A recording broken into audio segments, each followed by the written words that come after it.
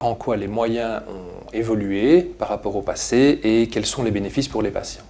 Le premier point, c'est que la prise en compte prioritaire du visage est un leitmotiv dans différentes techniques, mais qu'elle s'est toujours arrêtée à un abord statique et qu'à l'heure actuelle, on a appris à intégrer le vieillissement du visage.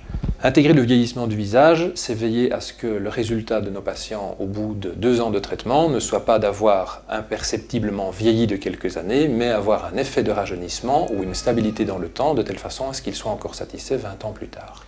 Certains appareillages à force faible peuvent aller plus loin que d'autres dans cette approche, et donc c'est une technique que nous essayons de privilégier.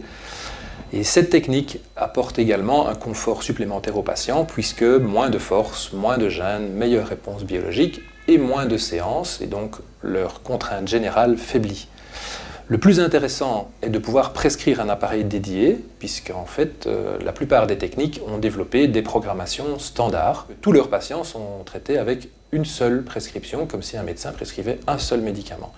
Il faut savoir qu'en orthodontie moderne, on peut donc éliminer les approximations, s'approcher beaucoup plus de l'idéal et prescrire un appareil différent pour chaque patient au sein d'une technique.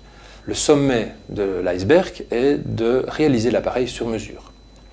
Pour ce faire, il faut disposer d'une empreinte à haute définition prise traditionnellement ou avec un scanner, simuler entièrement le traitement sur l'ordinateur et à ce moment-là demander qu'on construise le système d'appareillage, plaquettes, fils et guides de positionnement totalement sur mesure pour le patient.